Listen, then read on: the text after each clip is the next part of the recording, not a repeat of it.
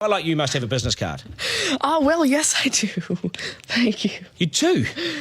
At 13, you have your own business card. Okay, that's a nice start. I'll get in touch with you later. Sure. What do you do?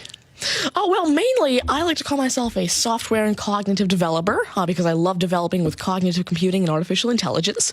I am an algorithmist. I love working with, designing, and implementing algorithms. I'm a keynote and TEDx speaker. I'm an author. I've written a book, and I'm working on another one about IBM Watson. And, of course, I'm also an IBM champion for cloud and honorary IBM cloud advisor. Where did Hang I on go a second. wrong?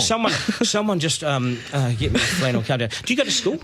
Well, I'm currently homeschooled in grade 8, going to grade 9 now. Wow. Okay, so your bright artificial intelligence, it's taking over the world. Is that fair to say? Well, you see, that's actually one thing that I believe a lot of people have, this sort of misconception that artificial intelligence is this technology that was made to replace humans at really everything we do, whether it be, our jobs or whatever we do at home every day. But really what I believe is that artificial intelligence was developed and is continuing to be developed for the sole purpose of really augmenting our life and amplifying our skills or capabilities and what we can do every day. But what about when the computers actually learn that they're better than us?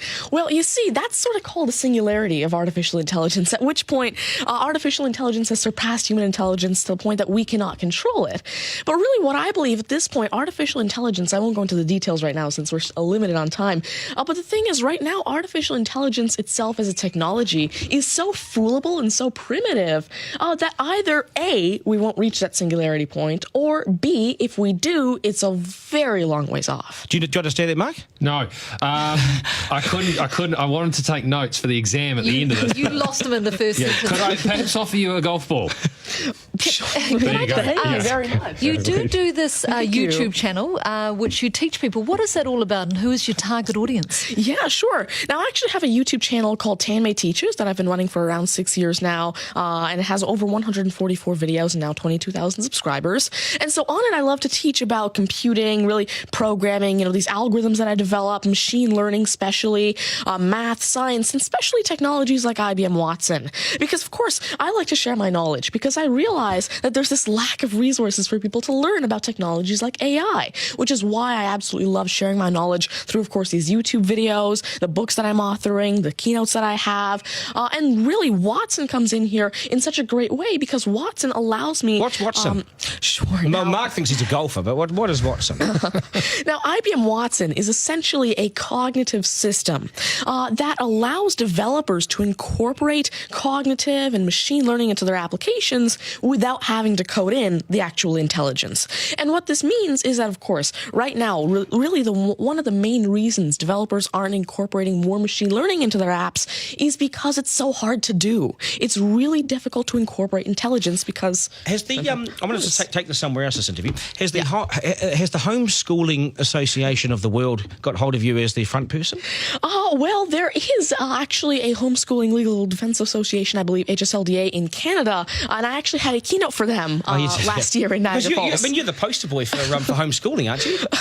Well, I did have a keynote for them, and I talked a lot about the advantages of homeschooling and why it's great for kids who want to go into different and really targeted subjects. Okay, I want to get right down to business now.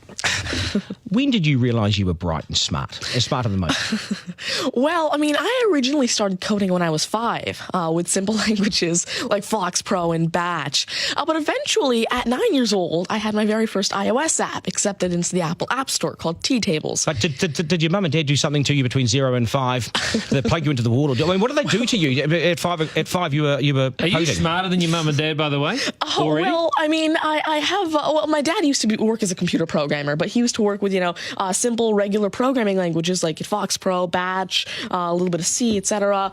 But you see, now I'm really interested in artificial intelligence and how it can actually be implemented on all these different platforms. You'd be a nightmare to teach. You'd be an absolute nightmare to teach, wouldn't you? Because you'll be smarter than the lecturers, and you would I be. never ever want to get in an argument with you, ever.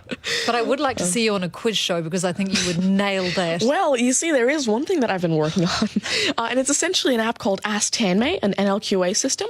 And so essentially, it's a system that can take your natural language questions and answer them for you using Watson and artificial intelligence. And actually, the original reason why I made Ask Tanmay, there's an Indian version of the Who Wants to Be a Millionaire show called KBC, which I originally wanted Ask Tanmay to play. So that actually ties in quite a bit with what I wanted to do. It's nice to see you. Do you get because you're homeschooling, you wouldn't go to school.